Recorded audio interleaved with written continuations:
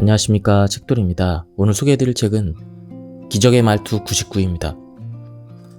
저자는 야마자키 다쿠미, 출판사는 더 퀘스트입니다. 오늘은 바로 본문을 보도록 하겠습니다. 어떤 사람에 대한 인상은 그가 하는 말의 옳고 그름보다는 그 사람에 대한 호감 여부로 결정됩니다. 그리고 호감을 얻은 사람이 어떤 일이든 훨씬 수월하게 합니다. 비결이 무엇일까요? 바로 커뮤니케이션입니다. 아무 말 없이 혼자 애쓰는 사람은 알아서 잘하고 있나 보다 라고 생각하게 할 뿐입니다. 자꾸만 마음이 가고 가까워지고 싶은 사람에게 말을 걸거나 너그럽게 봐주는 경우가 많습니다. 그렇다면 어떻게 커뮤니케이션을 해야 모두가 좋아하는 사람으로 거듭날 수 있을까요? 내가 말을 잘하는 것보다는 말로 상대방의 마음을 얻는 것이 더 중요하다는 것입니다. 예컨대 밤늦게 들어온 딸에게 아버지가 이렇게 말했다고 가정해봅시다. 지금이 몇 시인데 이제 들어오는 거야. 이것은 감정을 숨긴 말입니다. 이런 말을 들으면 딸도 왜 이렇게 사사건건 간섭해? 나도 내 나름대로 사정이 있다고 이렇게 반발하겠죠? 이 또한 감정을 숨긴 말입니다. 사실 아버지의 1차 감정은 걱정했어. 무사히 돌아와서 다행이다. 무슨 일이라도 생겼으면 어쩌나 싶어서 안절부절 못했어. 이것에 가까울 것입니다. 그 1차 감정을 그대로 전달했다면 딸도 분명히 미안해. 연락하고 싶었는데 스마트폰 배터리가 나가서 전화를 못했어. 이렇게 그의 상황은 1차 감정으로 대답했을 것입니다. 이와 같은 대화는 일상생활에서 늘 적용됩니다. 사회생활을 하면서 흔히 듣게 되는 표현들이 존재하죠. 예를 들면 귀사의 이익을 최우선으로 생각하겠습니다. 당신을 위해서 하는 말이야. 일정이 꽉 차는 바람에 못 가게 되었네요. 죄송합니다. 이와 같은 말들은 거짓말은 아니지만 왠지 거칠애처럼 들리곤 합니다. 이런 말들은 1차적인 감정을 감춘 표현이기 때문입니다. 어른 대화의 70% 이상이 이런 사교성 멘트로 이루어진다고 생각합니다. 그렇다고 어른들의 말이 전부 의미가 없다는 뜻은 아닙니다. 다만 평범한 인상이 아니라 좋은 느낌을 단번에 주고 싶다면 다른 방법이 있다는 것입니다. 모두가 사교성 멘트로 이야기하는 세상에서 용기를 내서 1차 감정을 담아 대화하면 오히려 상대방과 단숨에 가까워질 수가 있습니다. 아무리 많은 질문을 던져도 대화가 좀처럼 이루어지지 않나요? 그렇다면 질문 방법이 잘못된 것일 수도 있습니다. 질문 방법을 바꿔봅시다. 질문에는 2가지 종류가 있습니다.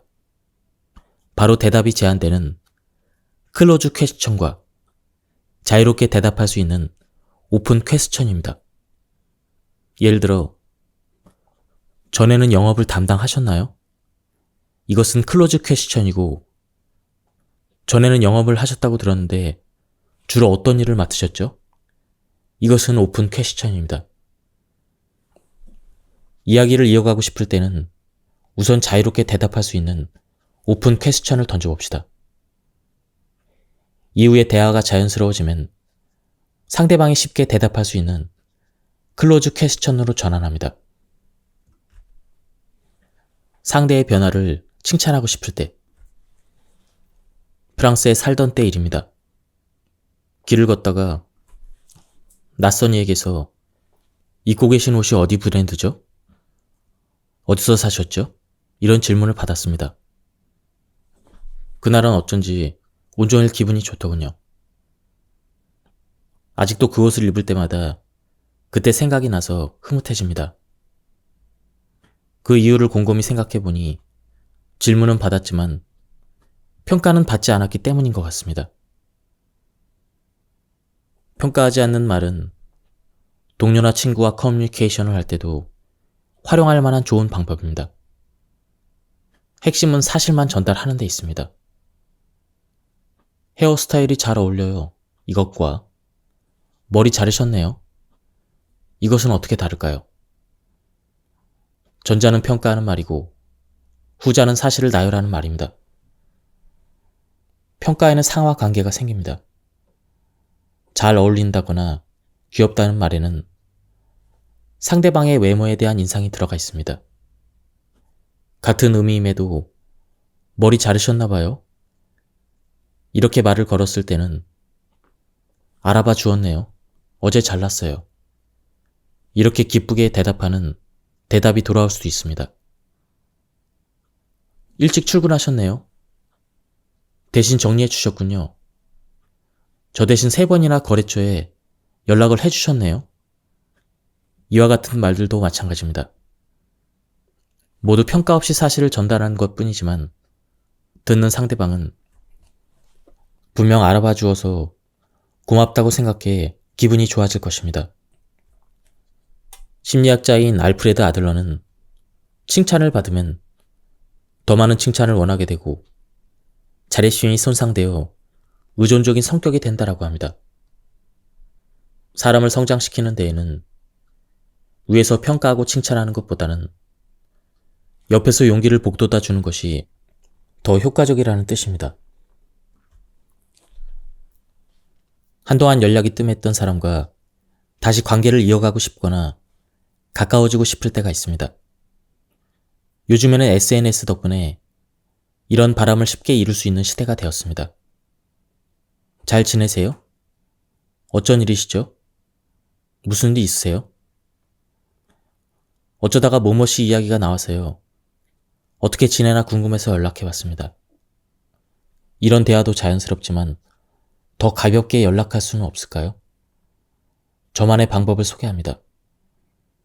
저는 새로운 사람의 연락처를 저장할 때마다 그의 직업이나 고향, 가족관계 등을 간단하게 메모해둡니다. 예를 들면 이런 식입니다. 야마다 다로, 아이치현 출신, 교토 거주 중, 핸드볼, 맛집. 그리고 아이치현에서 큰 지진 같은 뉴스가 나오면 메모장에서 해당 지역을 검색해봅니다. 그 지역 사람에게 지진이 난 모양인데 계신 곳은 괜찮으세요? 이렇게 메시지를 보냅니다. 그러면 대부분 저는 괜찮습니다. 일부러 연락해 주셔서 감사합니다. 오랜만에 선생님의 연락을 받으니 기쁘네요. 이와 같은 답이 나옵니다. 자연재해뿐만 아니라 맛집, 이벤트, 스포츠, 취미 등 상대에 대한 정보와 마주하면 뭐든지 연락을 보내고 이후에 돌아오는 반응을 즐깁니다. 이런 일이 반복되다 보면 당신에게 관심이 있습니다라는 마음이 전달될 것입니다. 사소하지만 멋지다, 마음이 편해진다, 상냥하다라는 느낌을 주는 말이 있습니다. 저는 괜찮은 사람들이 그런 근사한 말을 건넬 때마다 남몰래 기록해 두었습니다. 한 번은 비행기 승무원이 이런 말을 건넸습니다. 제가 죄송한데요, 커피 좀 주실 수 있을까요? 이렇게 물었더니 당연하죠 라는 대답이 돌아왔습니다. 망설임 없는 대답에 저는 잠시 멍해졌습니다. 살면서 당연이라는 단어를 쓴 적이 거의 없다는 사실을 깨달았기 때문입니다. 알았습니다. 가져다 드릴게요. 이것도 수락의 의미이지만 전달 방법은 전혀 다릅니다. 저도 다른 사람의 부탁 앞에 당연하죠, 물론이죠 라고 흔쾌히 말할 수 있는 사람이 되어야겠다고 싶었습니다. 제가 잘 아는 지인이 이런 이야기를 들려준 적이 있습니다. 지인은 몇 년간 고군분투하며 운영해온 가게를 접어야 하는 상황이었다고 합니다. 그때 가게를 정리할 인부를 부를 돈이 없어서 친구에게 부탁했습니다. 몇 년간 장사하느라 제대로 만나지 못했던 터라 조심스럽게 메시지로 연락했습니다. 모모야 오랜만이지. 가게에 일이 있어서 그런데 주말에 도와줄 수 있어? 그런데 몇 초 만에 돌아온 답. 물론이지. 어디로 가면 되는데. 지인은 어떤 일인지 설명을 듣기도 전에 흔쾌히 부탁을 수락하는 친구의 메시지를 보고 감동했다고 합니다. 사소한 한마디일지도 모르겠습니다. 하지만 지인은 자신을 위해주는 친구의 메시지에서 다시 일어날 큰 힘을 얻었다고 합니다. 상대방이 몇 번이고 확인할 때 당신은 이미 받은 지시를 이해하고 승낙했습니다. 그런데 그 뒤로 몇 번이나 괜찮겠어요? 무슨 말인지 알겠어요? 라며 거듭 확인하는 연락이 옵니다. 그러면 내가 그렇게 불안하고 못 믿어온가? 내 대답이 시원치 않았나? 아니면 그냥 노파심인가? 이런 온갖 생각이 들겠죠. 상대가 자꾸만 확인하는 이유야 어찌되었든 지시자를 불안하게 만들면 안 됩니다. 그럴 때 추천하고 싶은 방법이 복창입니다. 이야기를 듣고 나서 알겠습니다로 끝낼 것이 아니라 다시 한번 확인할게요. 이런 말을 덧붙입니다. 이렇게 하라는 뜻으로 알아들었는데 맞나요? 이렇게 말하면 상대방은 분명 만족할 것입니다. 약속을 확인할 때 그러면 몇 월 며칠 몇 시에 찾아뵙겠습니다. 이렇게 약속을 확인한 뒤에 급한 일이 생기면 취소하셔도 되니까 선생님을 우선으로 하세요. 이런 말을 듣고 깜짝 놀란 적이 있습니다. 누구나 갑작스러운 취소를 경험하죠. 약속 당일에 갑자기 일이 생겼다. 못 가게 되었다라는 말을 들으면 마치 나를 가볍게 생각하는 것 같아서 화도 나고 우울한 기분도 듭니다. 누구나 이렇게 생각하기 때문에 약속을 잡을 때 당일에 갑자기 취소하시면 안 됩니다. 이런 말은 여러 번 들어봤을 것입니다. 반면에 갑작스러운 취소도 괜찮다. 당신이 우선이다. 이런 말은 그때 처음 들었습니다. 이렇게 말해주는 사람의 기대를 절대로 저버리고 싶지 않다는 생각이 들더군요. 상대방이 나를 소중하게 생각하고 있다는 사실, 나를 존중하는 마음이 느껴졌기 때문입니다. 그 이후로 저 역시 이를 흉내내기 시작했습니다. 약속을 잡을 때는 직전에 취소해도 괜찮으니까 언제든 연락을 주세요. 이런 메시지와 함께 제 전화번호를 전달하고 있습니다.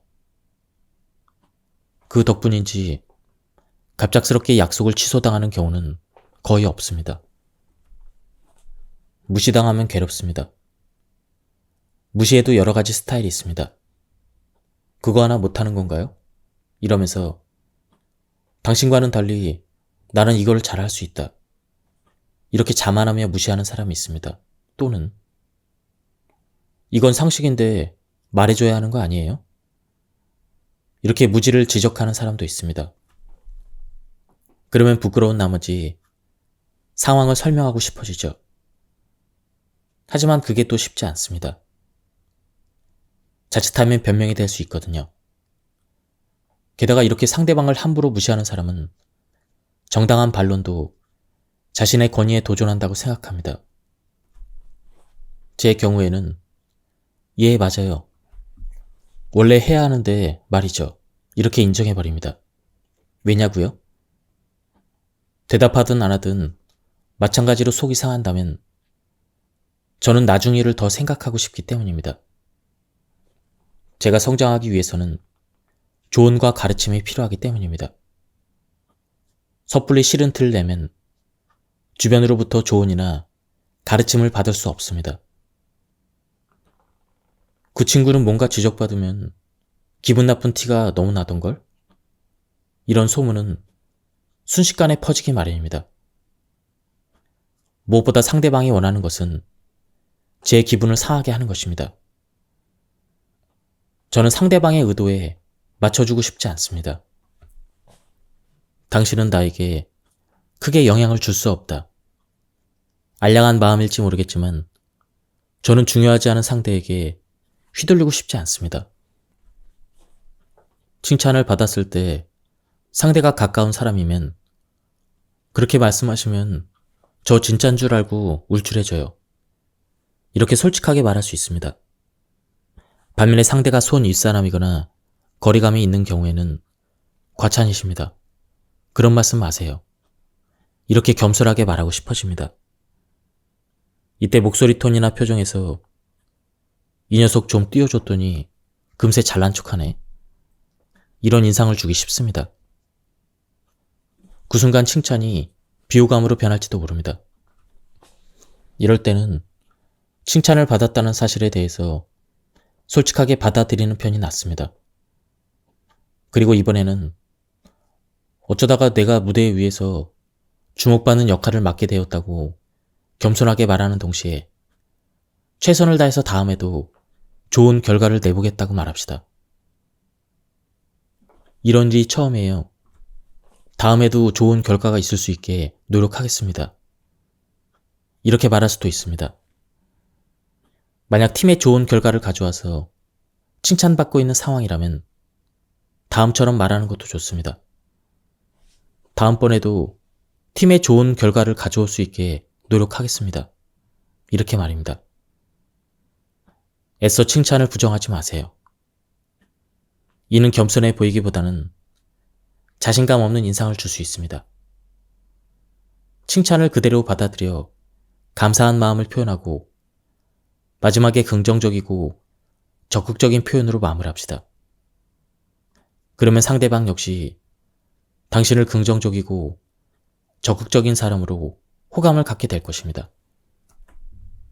지나치게 어려운 일을 부탁해야 할 때는 어떻게 말을 꺼내야 할지 몰라 차일피일 미루기 마련입니다.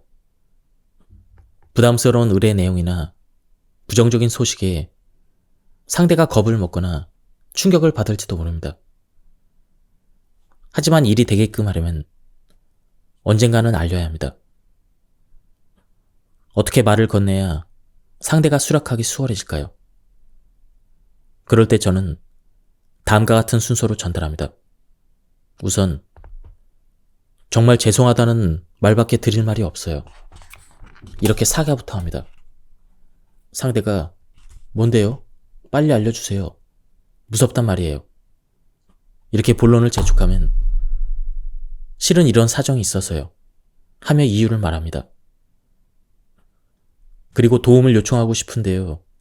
요컨대 이 부분을 부탁드리고 싶습니다. 이렇게 마지막에 본론을 이야기합니다. 일반적으로는 뭐뭐를 해줬으면 좋겠다. 왜냐하면 이런 사정이 있다. 미안하다. 이런 순서로 말하겠지만 우리는 미안하다. 왜냐하면 이런 사정이 있기 때문이다. 뭐뭐를 해줬으면 좋겠다. 이렇게 반대 순서로 이야기하는 것입니다. 이렇게 본론에 들어가기 전에 마음의 준비를 시킨 다음 중요한 이야기를 첨언한다면 상대가 수락할 가능성이 높아집니다. 긴장한 나머지 머릿속이 새하얘지고 심장이 쿵쾅거립니다. 어떻게든 해결해 보려고 할수록 상황은 악화됩니다. 이런 경험을 해본 사람이 적지 않을 것입니다. 심지어 대중 앞에서 수많은 강연을 하는 사람이라도 긴장하기 마련입니다. 왜 다른 사람 앞에 서면 긴장할까요? 잘 보이고 싶다. 마음에 들고 싶다. 좋은 평가를 받고 싶다. 이런 마음이 있기 때문입니다. 잘 보이려면 어떻게 말하면 좋을까? 이런 생각의 의식을 빼앗길 때 우리는 횡설수설하게 됩니다. 반면에 아무래도 상관없다면 긴장할 일이 없겠죠. 말이 잘 나오지 않을 때는 마음의 소리에 의식을 집중해봅니다. 지금 긴장해서 무슨 말을 해야 될지 모르겠다. 이렇게 사람들에게 있는 그대로 상황을 전달합니다. 그런 다음에 평소보다 더 긴장된 걸 보면 그만큼 이 자리가 매우 중요하다는 것이죠. 잘하고 싶다 보니 더 긴장한 것 같습니다. 이렇게 긴장하는 이유를 설명하는 것으로 말을 이어갑니다. 협상 자리에서도 거절당할까봐 두려운 마음이 듭니다. 모모 씨에게만은 거절당하고 싶지 않아서 긴장이 되네요. 이렇게 말하면 효과적입니다. 마음의 목소리를 그대로 말하면 신기하게도 긴장이 풀립니다. 이 사람은 나와 의견이 다르구나. 이런 사실을 알게 되었습니다. 반대 의견을 말하고 싶지만 대립만큼은 피하고 싶습니다. 그렇다고 입을 다물고 있으면 찬성하는 꼴이 될 것 같습니다. 어떻게 해야 할까요? 가능하면 자신과 상대방이라는 인간 대 인간의 대립이 아니라 의견이 다를 뿐임을 보여줘야 합니다. 그럴 때 절묘하게 말하는 방법이 있습니다. 대체로 괜찮을 것 같은데요. 아이디어의 깊이를 더하기 위해서 일부러 반대 의견을 언급해봐도 될까요? 이 한마디로 회의는 이런 식으로 바뀝니다. 서로의 인격이 부딪히는 일 없이 마치 아바타를 세워놓고 게임을 하듯 의견끼리 싸우기 시작하는 것이죠. 즉, 서로의 인격에 상처를 주지 않고 토론을 진행시킬 수가 있습니다. 대부분의 일은 윗사람의 발언으로 결정되기 쉽습니다. 하지만 이 방법은 허수가 많습니다. 반면에 아바타 의견 대립은 토론을 더 생산적으로 만들기 때문에 결론적으로 더 좋은 의견이 채택되게끔 돕습니다. 누군가와 안면을 익히고 초대받는다는 것은 당연히 기쁜 일입니다. 그런데 하필 일정 때문에 도저히 시간을 내지 못하는 경우가 있습니다. 그럴 때는 안타까운 마음을 전하는 것은 물론 초대를 받아서 기쁘다라는 마음까지 전달해야 합니다. 저 역시 초대를 거절할 때가 있습니다. 물론 다들 바쁘기 때문에 내가 거절한다고 해서 특별히 신경을 쓰진 않을 것입니다. 언젠가 지인의 센스 있는 배려에 대해 크게 감동을 받은 적이 있습니다. 파티에 가봤더니 와인이 준비되어 있었습니다. 어디서 난 건지 물었더니 한 스태프가 좀 전에 어떤 남성분이 오셔서 야마자키 씨에게 전달해 달라고 하셨습니다. 이렇게 말하더군요. 그 와인에는 편지가 붙어 있었습니다. 야마자키 씨의 초대를 받아서 정말 기뻤습니다. 일정이 맞지 않아서 참석은 못하고 부득이하게 와인만 전달하고 갑니다. 그 마음 씀씀이에 크게 감동을 받았던 기억이 납니다. 그 후로 저도 부득이하게 참석하지 못할 때마다 초대에 보답한다는 의미로 와인이나 꽃을 보내곤 합니다. 어떻게든 해보겠습니다. 이렇게 경솔하게 일을 수락해버리고 한계를 넘어서면 성장할 수 있다라고 긍정 회로를 돌리고 있지는 않나요? 자신의 능력치를 넘어서는 일을 수락해버렸을 때 어떻게 처리해야 할까요? 이런 일은 수락하면 진행에 차질이 생길 확률이 높습니다. 또 실수가 벌어질 때마다 신뢰를 잃습니다. 그렇기 때문에 어느 정도여야 일이 진행 가능할지 그 범위를 전달함으로써 상대방이 안심할 수 있게 해줘야 합니다. 여기까지는 제가 처리할 수가 있습니다. 하지만 그 이상은 어려울지도 모르니 더 좋은 방법이 없는지 함께 생각해 주시겠습니까? 이렇게 의논하는 것입니다. 능력 밖의 일이라면 자기보다 적합한 사람을 찾아 추천할 수도 있고 아예 외부로 일을 내보내 외주 주는 것은 어떨지 의견을 물어볼 수도 있습니다. 일 하나를 진행하는 것은 항해를 한 번 떠나는 것과 같습니다. 한 발자국 떨어져서 바라보면 모두 같은 배에 올라탄 동료입니다. 책임을 전가하려는 눈치 게임이 시작되면 결국 그 배는 침몰하고 맙니다. 동료의 신뢰를 얻기 위해서라도 항상 전체의 이익을 생각하고 말하려는 태도가 필요합니다. 몇 번이나 알려주었음에도 불구하고 부하 직원이나 후배가 같은 실수를 반복합니다. 그렇다고 야단을 치거나 부정적인 말을 하면 그만둘까 조심스럽습니다. 그래서 이렇게 해보면 어떨까? 저렇게 해보면 어떨까? 아주 부드럽게 지도하고 있습니다. 그럼에도 좀처럼 상황이 개선되지 않을 때 어떻게 하면 좋을까요? 이런 문제로 고민하는 마음을 충분히 이해합니다. 그러나 일단 바꾸고 싶다라는 마음을 버려야 합니다. 상대를 바꾸고 싶다라고 생각할 때는 대개 상대방을 나의 이상에 맞추려는 경우입니다.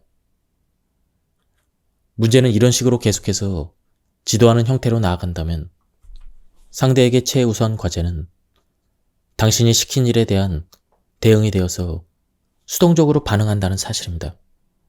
이럴 때는 반대로 내가 어떻게 도와주면 좋겠어요? 이렇게 질문을 던져볼 것을 권합니다. 그 다음에는 미안합니다. 남으라는 게 아니라 뭐뭐씨가 성장하기를 바라는 마음으로 물어보는 거예요. 이렇게 분명한 의사를 밝힙니다. 그러면 부하 직원에게 여러분이 평가자나 적이 아니라 조력자나 우군임을 전할 수가 있습니다. 무엇보다 듣는 이의 입장이 수동형에서 능동형으로 바뀝니다. 자신에게 무엇이 부족하고 필요한지 직접 생각하고 상사에게 능동적으로 요청할 수 있게 됩니다. 갑자기 노트북이 먹통이 되었는데 일은 계속해서 밀려듭니다. 서비스 센터에 전화를 겁니다. 안절부절 못하면서 사정을 한 차례 설명했더니 상담사에게서 이런 대답이 돌아왔습니다. 그거 참 곤란하시겠네요. 빨리 해결해 보겠습니다. 이보다 훌륭한 대답이 있을까요? 제 마음은 담당자의 그 한마디로 구원을 받은 것 같았습니다.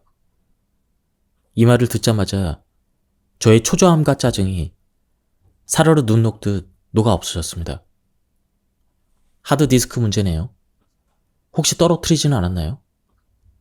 이렇게 사무적으로 상황이나 나의 과실 여부를 확인하기에 앞서서 내 마음을 이해해줬다는 사실, 그것이 고마웠습니다. 문제에 휘말렸을 때 가장 먼저 해결하고 싶은 것은 문제 그 자체가 아닙니다.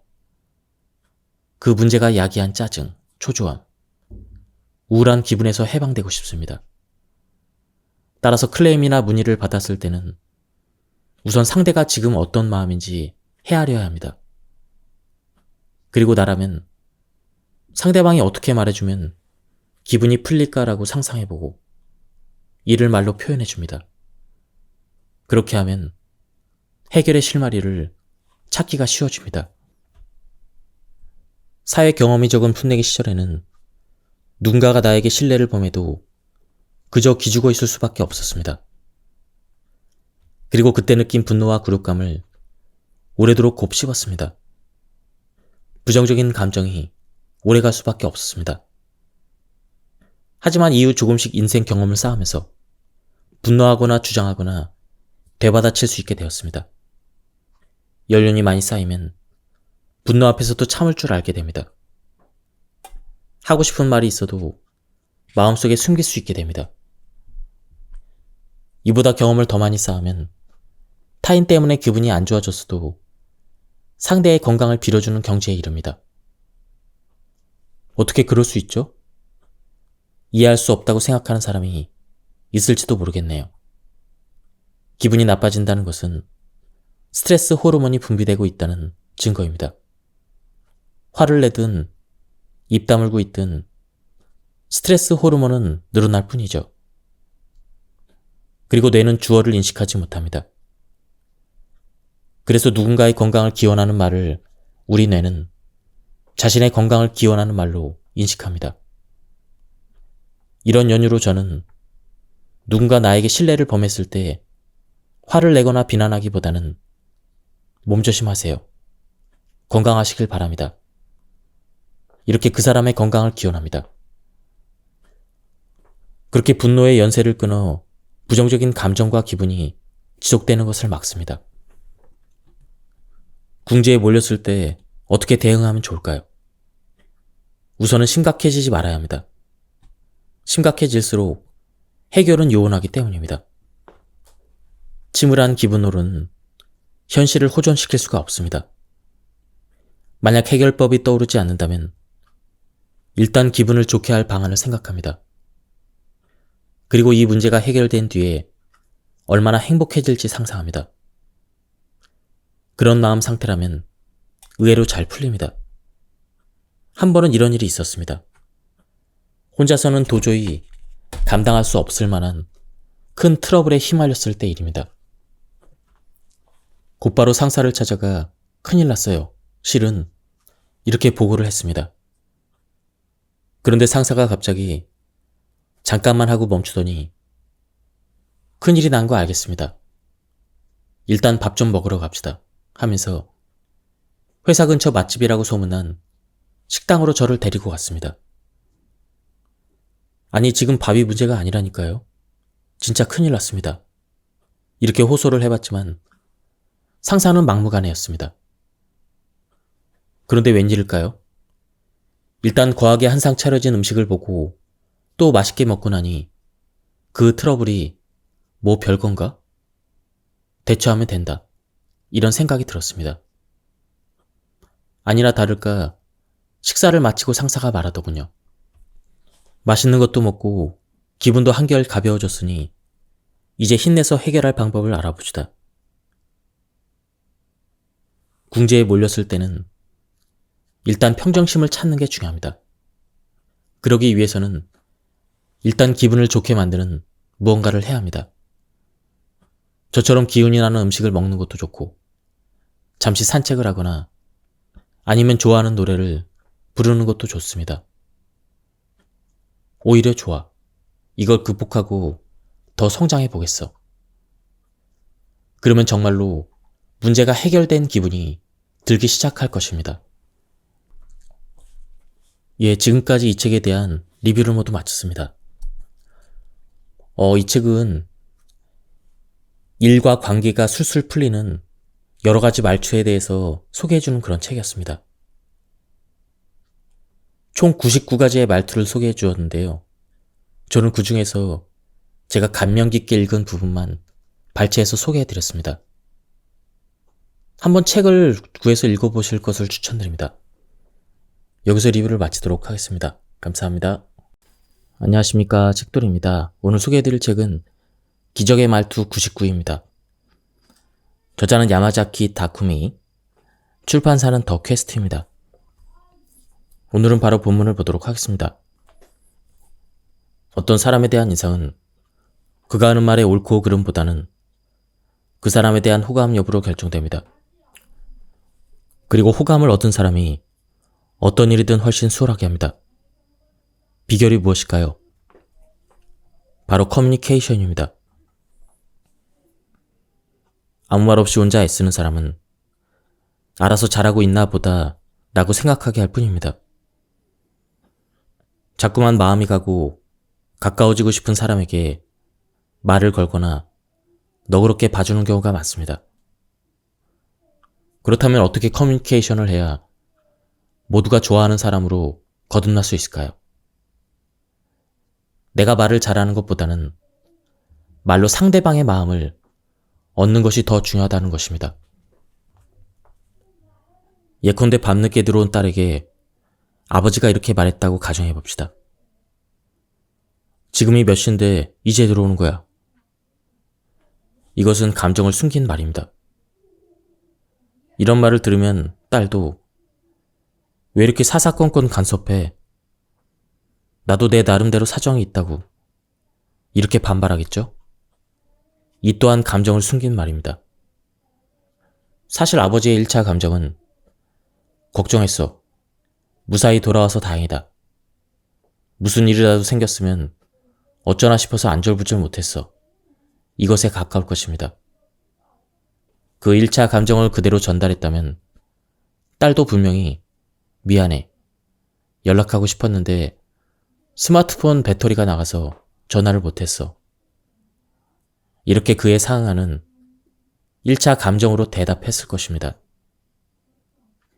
이와 같은 대화는 일상생활에서 늘 적용됩니다. 사회생활을 하면서 흔히 듣게 되는 표현들이 존재하죠. 예를 들면 귀사의 이익을 최우선으로 생각하겠습니다. 당신을 위해서 하는 말이야. 일정이 꽉 차는 바람에 못 가게 되었네요. 죄송합니다.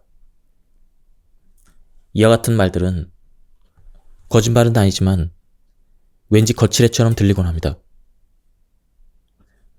이런 말들은 1차적인 감정을 감춘 표현이기 때문입니다. 어른 대화의 70% 이상이 이런 사교성 멘트로 이루어진다고 생각합니다. 그렇다고 어른들의 말이 전부 의미가 없다는 뜻은 아닙니다. 다만 평범한 인상이 아니라 좋은 느낌을 단번에 주고 싶다면 다른 방법이 있다는 것입니다. 모두가 사교성 멘트로 이야기하는 세상에서 용기를 내서 1차 감정을 담아 대화하면 오히려 상대방과 단숨에 가까워질 수가 있습니다. 아무리 많은 질문을 던져도 대화가 좀처럼 이루어지지 않나요? 그렇다면 질문 방법이 잘못된 것일 수도 있습니다. 질문 방법을 바꿔봅시다.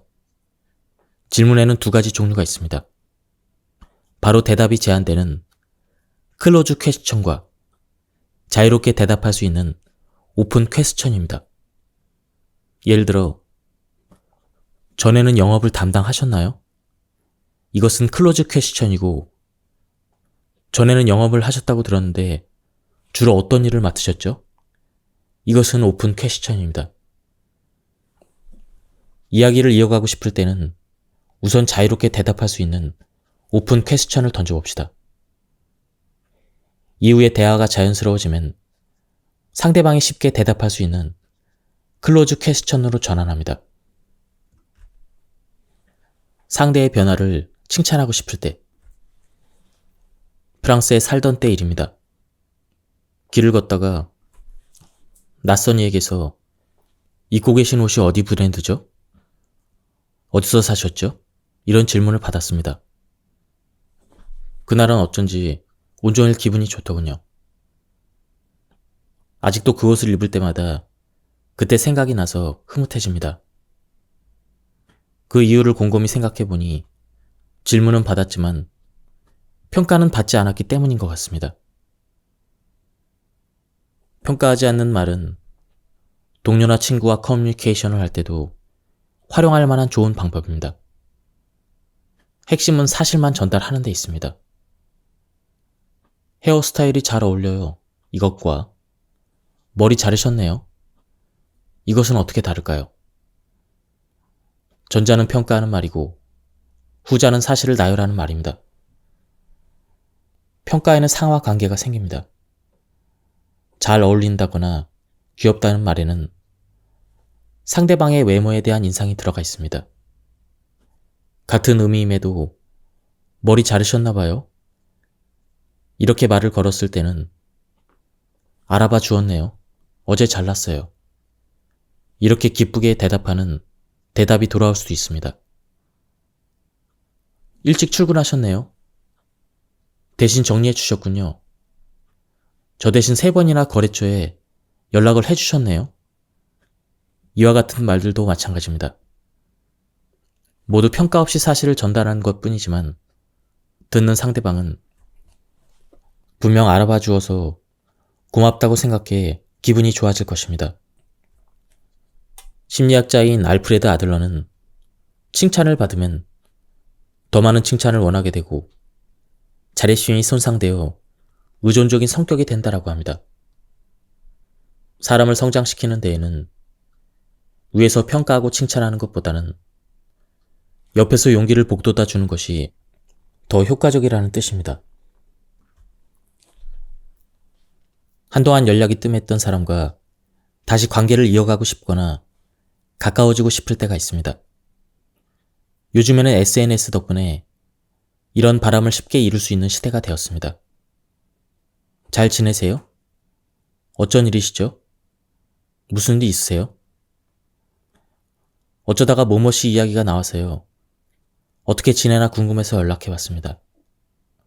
이런 대화도 자연스럽지만 더 가볍게 연락할 수는 없을까요? 저만의 방법을 소개합니다.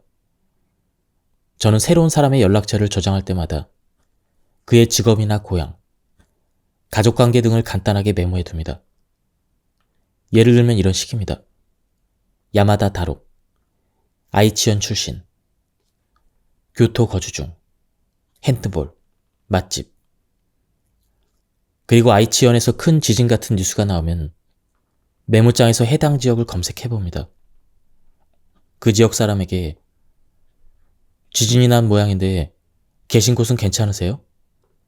이렇게 메시지를 보냅니다. 그러면 대부분 저는 괜찮습니다. 일부러 연락해 주셔서 감사합니다. 오랜만에 선생님의 연락을 받으니 기쁘네요. 이와 같은 답이 나옵니다. 자연재해뿐만 아니라 맛집, 이벤트, 스포츠, 취미 등 상대에 대한 정보와 마주하면 뭐든지 연락을 보내고 이후에 돌아오는 반응을 즐깁니다. 이런 일이 반복되다 보면 당신에게 관심이 있습니다라는 마음이 전달될 것입니다. 사소하지만 멋지다, 마음이 편해진다, 상냥하다라는 느낌을 주는 말이 있습니다. 저는 괜찮은 사람들이 그런 근사한 말을 건넬 때마다 남몰래 기록해 두었습니다. 한 번은 비행기 승무원이 이런 말을 건넸습니다. 제가 죄송한데요, 커피 좀 주실 수 있을까요? 이렇게 물었더니 당연하죠 라는 대답이 돌아왔습니다. 망설임 없는 대답에 저는 잠시 멍해졌습니다. 살면서 당연이라는 단어를 쓴 적이 거의 없다는 사실을 깨달았기 때문입니다. 알았습니다. 가져다 드릴게요. 이것도 수락의 의미이지만 전달 방법은 전혀 다릅니다. 저도 다른 사람의 부탁 앞에 당연하죠, 물론이죠 라고 흔쾌히 말할 수 있는 사람이 되어야겠다고 싶었습니다. 제가 잘 아는 지인이 이런 이야기를 들려준 적이 있습니다. 지인은 몇 년간 고군분투하며 운영해온 가게를 접어야 하는 상황이었다고 합니다. 그때 가게를 정리할 인부를 부를 돈이 없어서 친구에게 부탁했습니다. 몇 년간 장사하느라 제대로 만나지 못했던 터라 조심스럽게 메시지로 연락했습니다. 모모야, 오랜만이지. 가게에 일이 있어서 그런데 주말에 도와줄 수 있어? 그런데 몇 초 만에 돌아온 답. 물론이지. 어디로 가면 되는데? 지인은 어떤 일인지 설명을 듣기도 전에 흔쾌히 부탁을 수락하는 친구의 메시지를 보고 감동했다고 합니다. 사소한 한마디일지도 모르겠습니다. 하지만 지인은 자신을 위해주는 친구의 메시지에서 다시 일어날 큰 힘을 얻었다고 합니다. 상대방이 몇 번이고 확인할 때 당신은 이미 받은 지시를 이해하고 승낙했습니다. 그런데 그 뒤로 몇 번이나 괜찮겠어요? 무슨 말인지 알겠어요? 라며 거듭 확인하는 연락이 옵니다. 그러면 내가 그렇게 불안하고 못 믿어온가? 내 대답이 시원치 않았나? 아니면 그냥 노파심인가? 이런 온갖 생각이 들겠죠. 상대가 자꾸만 확인하는 이유야 어찌되었든 지시자를 불안하게 만들면 안 됩니다. 그럴 때 추천하고 싶은 방법이 복창입니다. 이야기를 듣고 나서 알겠습니다로 끝낼 것이 아니라 다시 한번 확인할게요, 이런 말을 덧붙입니다. 이렇게 하라는 뜻으로 알아들었는데 맞나요? 이렇게 말하면 상대방은 분명 만족할 것입니다. 약속을 확인할 때. 그러면 몇 월 며칠 몇 시에 찾아뵙겠습니다. 이렇게 약속을 확인한 뒤에 급한 일이 생기면 취소하셔도 되니까 선생님을 우선으로 하세요. 이런 말을 듣고 깜짝 놀란 적이 있습니다. 누구나 갑작스러운 취소를 경험하죠. 약속 당일에 갑자기 일이 생겼다, 못 가게 되었다라는 말을 들으면 마치 나를 가볍게 생각하는 것 같아서 화도 나고 우울한 기분도 듭니다. 누구나 이렇게 생각하기 때문에 약속을 잡을 때 당일에 갑자기 취소하시면 안 됩니다.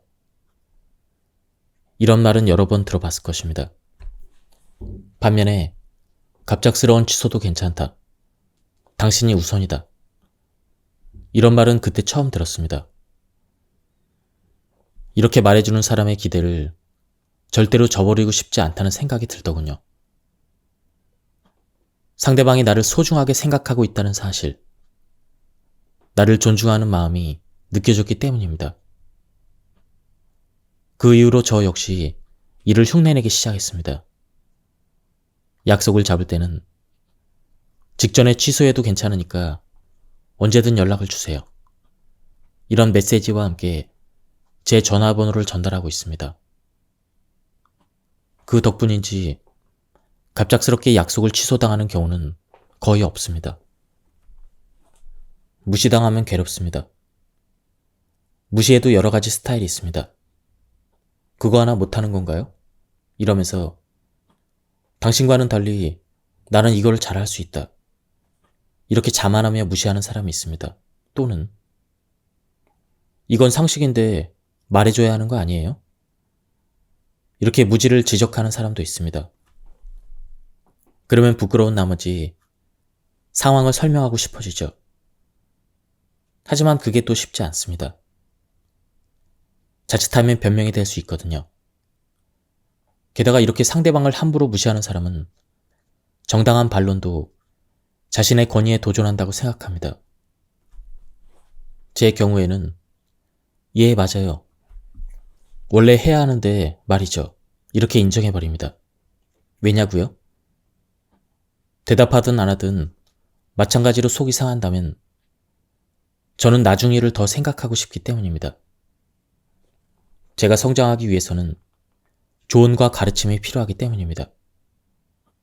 섣불리 싫은 티를 내면 주변으로부터 조언이나 가르침을 받을 수 없습니다. 그 친구는 뭔가 지적받으면 기분 나쁜 티가 너무 나던걸? 이런 소문은 순식간에 퍼지기 마련입니다. 무엇보다 상대방이 원하는 것은 제 기분을 상하게 하는 것입니다. 저는 상대방의 의도에 맞춰주고 싶지 않습니다. 당신은 나에게 크게 영향을 줄 수 없다. 알량한 마음일지 모르겠지만 저는 중요하지 않은 상대에게 휘둘리고 싶지 않습니다. 칭찬을 받았을 때 상대가 가까운 사람이면 그렇게 말씀하시면 저 진짠 줄 알고 울줄해져요. 이렇게 솔직하게 말할 수 있습니다. 반면에 상대가 손 윗사람이거나 거리감이 있는 경우에는 과찬이십니다. 그런 말씀 마세요. 이렇게 겸손하게 말하고 싶어집니다. 이때 목소리 톤이나 표정에서 이 녀석 좀 띄워줬더니 금세 잘난 척하네. 이런 인상을 주기 쉽습니다. 그 순간 칭찬이 비호감으로 변할지도 모릅니다. 이럴 때는 칭찬을 받았다는 사실에 대해서 솔직하게 받아들이는 편이 낫습니다. 그리고 이번에는 어쩌다가 내가 무대 위에서 주목받는 역할을 맡게 되었다고 겸손하게 말하는 동시에 최선을 다해서 다음에도 좋은 결과를 내보겠다고 말합시다. 이런 일이 처음이에요. 다음에도 좋은 결과가 있을 수 있게 노력하겠습니다. 이렇게 말할 수도 있습니다. 만약 팀에 좋은 결과를 가져와서 칭찬받고 있는 상황이라면 다음처럼 말하는 것도 좋습니다. 다음번에도 팀에 좋은 결과를 가져올 수 있게 노력하겠습니다. 이렇게 말입니다. 애써 칭찬을 부정하지 마세요. 이는 겸손해 보이기보다는 자신감 없는 인상을 줄 수 있습니다. 칭찬을 그대로 받아들여 감사한 마음을 표현하고 마지막에 긍정적이고 적극적인 표현으로 마무리합시다. 그러면 상대방 역시 당신을 긍정적이고 적극적인 사람으로 호감을 갖게 될 것입니다. 지나치게 어려운 일을 부탁해야 할 때는 어떻게 말을 꺼내야 할지 몰라 차일피일 미루기 마련입니다. 부담스러운 의뢰 내용이나 부정적인 소식에 상대가 겁을 먹거나 충격을 받을지도 모릅니다. 하지만 일이 되게끔 하려면 언젠가는 알려야 합니다. 어떻게 말을 건네야 상대가 수락하기 수월해질까요? 그럴 때 저는 다음과 같은 순서로 전달합니다. 우선 정말 죄송하다는 말밖에 드릴 말이 없어요. 이렇게 사과부터 합니다. 상대가 뭔데요? 빨리 알려주세요. 무섭단 말이에요. 이렇게 본론을 재촉하면 실은 이런 사정이 있어서요. 하며 이유를 말합니다. 그리고 도움을 요청하고 싶은데요. 요컨대 이 부분을 부탁드리고 싶습니다. 이렇게 마지막에 본론을 이야기합니다. 일반적으로는 뭐뭐를 해줬으면 좋겠다. 왜냐하면 이런 사정이 있다. 미안하다. 이런 순서로 말하겠지만 우리는 미안하다. 왜냐하면 이런 사정이 있기 때문이다. 뭐뭐를 해줬으면 좋겠다. 이렇게 반대 순서로 이야기하는 것입니다. 이렇게 본론에 들어가기 전에 마음의 준비를 시킨 다음 중요한 이야기를 첨언한다면 상대가 수락할 가능성이 높아집니다. 긴장한 나머지 머릿속이 새하얘지고 심장이 쿵쾅거립니다. 어떻게든 해결해 보려고 할수록 상황은 악화됩니다. 이런 경험을 해본 사람이 적지 않을 것입니다. 심지어 대중 앞에서 수많은 강연을 하는 사람이라도 긴장하기 마련입니다. 왜 다른 사람 앞에 서면 긴장할까요? 잘 보이고 싶다. 마음에 들고 싶다. 좋은 평가를 받고 싶다. 이런 마음이 있기 때문입니다. 잘 보이려면 어떻게 말하면 좋을까? 이런 생각의 의식을 빼앗길 때 우리는 횡설수설하게 됩니다. 반면에 아무래도 상관없다면 긴장할 일이 없겠죠. 말이 잘 나오지 않을 때는 마음의 소리에 의식을 집중해봅니다. 지금 긴장해서 무슨 말을 해야 될지 모르겠다. 이렇게 사람들에게 있는 그대로 상황을 전달합니다. 그런 다음에 평소보다 더 긴장된 걸 보면 그만큼 이 자리가 매우 중요하다는 것이죠. 잘하고 싶다 보니 더 긴장한 것 같습니다. 이렇게 긴장하는 이유를 설명하는 것으로 말을 이어갑니다. 협상 자리에서도 거절당할까봐 두려운 마음이 듭니다. 모모 씨에게만은 거절당하고 싶지 않아서 긴장이 되네요. 이렇게 말하면 효과적입니다. 마음의 목소리를 그대로 말하면 신기하게도 긴장이 풀립니다. 이 사람은 나와 의견이 다르구나. 이런 사실을 알게 되었습니다. 반대 의견을 말하고 싶지만 대립만큼은 피하고 싶습니다. 그렇다고 입을 다물고 있으면 찬성하는 꼴이 될 것 같습니다. 어떻게 해야 할까요?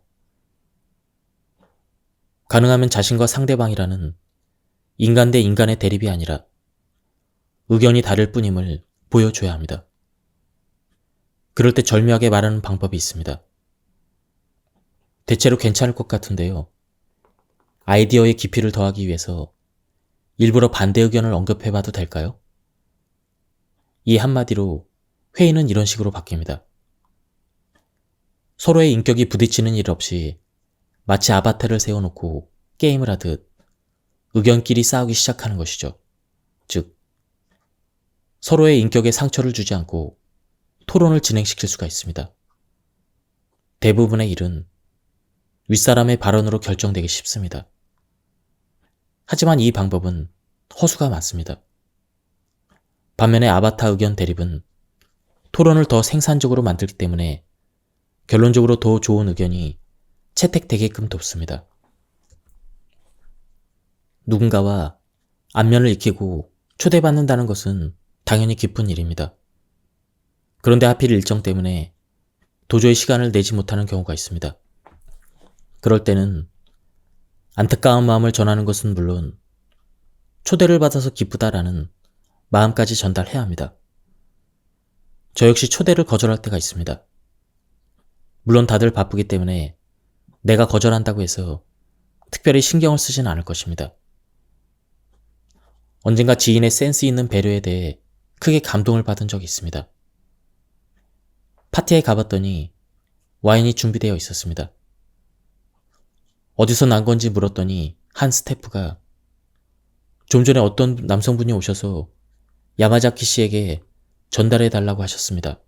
이렇게 말하더군요. 그 와인에는 편지가 붙어 있었습니다. 야마자키 씨의 초대를 받아서 정말 기뻤습니다. 일정이 맞지 않아서 참석은 못하고 부득이하게 와인만 전달하고 갑니다. 그 마음 씀씀이에 크게 감동을 받았던 기억이 납니다. 그 후로 저도 부득이하게 참석하지 못할 때마다 초대에 보답한다는 의미로 와인이나 꽃을 보내곤 합니다. 어떻게든 해보겠습니다. 이렇게 경솔하게 일을 수락해버리고 한계를 넘어서면 성장할 수 있다라고 긍정 회로를 돌리고 있지는 않나요? 자신의 능력치를 넘어서는 일을 수락해버렸을 때 어떻게 처리해야 할까요? 이런 일은 수락하면 진행에 차질이 생길 확률이 높습니다. 또 실수가 벌어질 때마다 신뢰를 잃습니다. 그렇기 때문에 어느 정도여야 일이 진행 가능할지 그 범위를 전달함으로써 상대방이 안심할 수 있게 해줘야 합니다. 여기까지는 제가 처리할 수가 있습니다. 하지만 그 이상은 어려울지도 모르니 더 좋은 방법이 없는지 함께 생각해 주시겠습니까? 이렇게 의논하는 것입니다. 능력 밖의 일이라면 자기보다 적합한 사람을 찾아 추천할 수도 있고 아예 외부로 일을 내보내 외주 주는 것은 어떨지 의견을 물어볼 수도 있습니다. 일 하나를 진행하는 것은 항해를 한 번 떠나는 것과 같습니다. 한 발자국 떨어져서 바라보면 모두 같은 배에 올라탄 동료입니다. 책임을 전가하려는 눈치 게임이 시작되면 결국 그 배는 침몰하고 맙니다. 동료의 신뢰를 얻기 위해서라도 항상 전체의 이익을 생각하고 말하려는 태도가 필요합니다. 몇 번이나 알려주었음에도 불구하고 부하 직원이나 후배가 같은 실수를 반복합니다. 그렇다고 야단을 치거나 부정적인 말을 하면 그만둘까 조심스럽습니다. 그래서 이렇게 해보면 어떨까? 저렇게 해보면 어떨까? 아주 부드럽게 지도하고 있습니다. 그럼에도 좀처럼 상황이 개선되지 않을 때 어떻게 하면 좋을까요? 이런 문제로 고민하는 마음을 충분히 이해합니다. 그러나 일단 바꾸고 싶다라는 마음을 버려야 합니다. 상대를 바꾸고 싶다라고 생각할 때는 대개 상대방을 나의 이상에 맞추려는 경우입니다. 문제는 이런 식으로 계속해서 지도하는 형태로 나아간다면 상대에게 최우선 과제는 당신이 시킨 일에 대한 대응이 되어서 수동적으로 반응한다는 사실입니다. 이럴 때는 반대로 내가 어떻게 도와주면 좋겠어요? 이렇게 질문을 던져볼 것을 권합니다. 그 다음에는 미안합니다. 남으라는 게 아니라 뭐뭐씨가 성장하기를 바라는 마음으로 물어보는 거예요. 이렇게 분명한 의사를 밝힙니다. 그러면 부하 직원에게 여러분이 평가자나 적이 아니라 조력자나 우군임을 전할 수가 있습니다. 무엇보다 듣는 이의 입장이 수동형에서 능동형으로 바뀝니다. 자신에게 무엇이 부족하고 필요한지 직접 생각하고 상사에게 능동적으로 요청할 수 있게 됩니다. 갑자기 노트북이 먹통이 되었는데 일은 계속해서 밀려듭니다. 서비스 센터에 전화를 겁니다. 안절부절 못하면서 사정을 한 차례 설명했더니 상담사에게서 이런 대답이 돌아왔습니다. 그거 참 곤란하시겠네요. 빨리 해결해 보겠습니다. 이보다 훌륭한 대답이 있을까요? 제 마음은 담당자의 그 한마디로 구원을 받은 것 같았습니다. 이 말을 듣자마자 저의 초조함과 짜증이 사르르 눈 녹듯 녹아 없어졌습니다. 하드디스크 문제네요. 혹시 떨어뜨리지는 않았나요? 이렇게 사무적으로 상황이나 나의 과실 여부를 확인하기에 앞서서 내 마음을 이해해줬다는 사실, 그것이 고마웠습니다. 문제에 휘말렸을 때 가장 먼저 해결하고 싶은 것은 문제 그 자체가 아닙니다. 그 문제가 야기한 짜증, 초조함, 우울한 기분에서 해방되고 싶습니다. 따라서 클레임이나 문의를 받았을 때는 우선 상대가 지금 어떤 마음인지 헤아려야 합니다. 그리고 나라면 상대방이 어떻게 말해주면 기분이 풀릴까라고 상상해보고 이를 말로 표현해줍니다.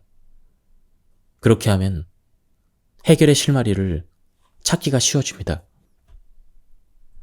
사회 경험이 적은 풋내기 시절에는 누군가가 나에게 신뢰를 범해도 그저 기죽어 있을 수밖에 없었습니다. 그리고 그때 느낀 분노와 굴욕감을 오래도록 곱씹었습니다. 부정적인 감정이 오래갈 수밖에 없었습니다. 하지만 이후 조금씩 인생 경험을 쌓으면서 분노하거나 주장하거나 되받아칠 수 있게 되었습니다. 연륜이 많이 쌓이면 분노 앞에서도 참을 줄 알게 됩니다. 하고 싶은 말이 있어도 마음속에 숨길 수 있게 됩니다. 이보다 경험을 더 많이 쌓으면 타인 때문에 기분이 안 좋아졌어도 상대의 건강을 빌어주는 경지에 이릅니다. 어떻게 그럴 수 있죠? 이해할 수 없다고 생각하는 사람이 있을지도 모르겠네요. 기분이 나빠진다는 것은 스트레스 호르몬이 분비되고 있다는 증거입니다. 화를 내든 입 다물고 있든 스트레스 호르몬은 늘어날 뿐이죠. 그리고 뇌는 주어를 인식하지 못합니다. 그래서 누군가의 건강을 기원하는 말을 우리 뇌는 자신의 건강을 기원하는 말로 인식합니다. 이런 연유로 저는 누군가 나에게 신뢰를 범했을 때 화를 내거나 비난하기보다는 몸조심하세요. 건강하시길 바랍니다. 이렇게 그 사람의 건강을 기원합니다. 그렇게 분노의 연쇄를 끊어 부정적인 감정과 기분이 지속되는 것을 막습니다. 궁지에 몰렸을 때 어떻게 대응하면 좋을까요? 우선은 심각해지지 말아야 합니다. 심각해질수록 해결은 요원하기 때문입니다. 침울한 기분으로는 현실을 호전시킬 수가 없습니다. 만약 해결법이 떠오르지 않는다면 일단 기분을 좋게 할 방안을 생각합니다. 그리고 이 문제가 해결된 뒤에 얼마나 행복해질지 상상합니다. 그런 마음 상태라면 의외로 잘 풀립니다. 한 번은 이런 일이 있었습니다. 혼자서는 도저히 감당할 수 없을 만한 큰 트러블에 휘말렸을 때 일입니다. 곧바로 상사를 찾아가 큰일 났어요. 실은 이렇게 보고를 했습니다. 그런데 상사가 갑자기 잠깐만 하고 멈추더니 큰일이 난 거 알겠습니다. 일단 밥 좀 먹으러 갑시다 하면서 회사 근처 맛집이라고 소문난 식당으로 저를 데리고 갔습니다. 아니 지금 밥이 문제가 아니라니까요. 진짜 큰일 났습니다. 이렇게 호소를 해봤지만 상사는 막무가내였습니다. 그런데 웬일일까요? 일단 거하게 한 상 차려진 음식을 보고 또 맛있게 먹고 나니 그 트러블이 뭐 별건가? 대처하면 된다. 이런 생각이 들었습니다. 아니나 다를까 식사를 마치고 상사가 말하더군요. 맛있는 것도 먹고 기분도 한결 가벼워졌으니 이제 힘내서 해결할 방법을 알아봅시다. 궁지에 몰렸을 때는 일단 평정심을 찾는 게 중요합니다. 그러기 위해서는 일단 기분을 좋게 만드는 무언가를 해야 합니다. 저처럼 기운이 나는 음식을 먹는 것도 좋고 잠시 산책을 하거나 아니면 좋아하는 노래를 부르는 것도 좋습니다. 오히려 좋아.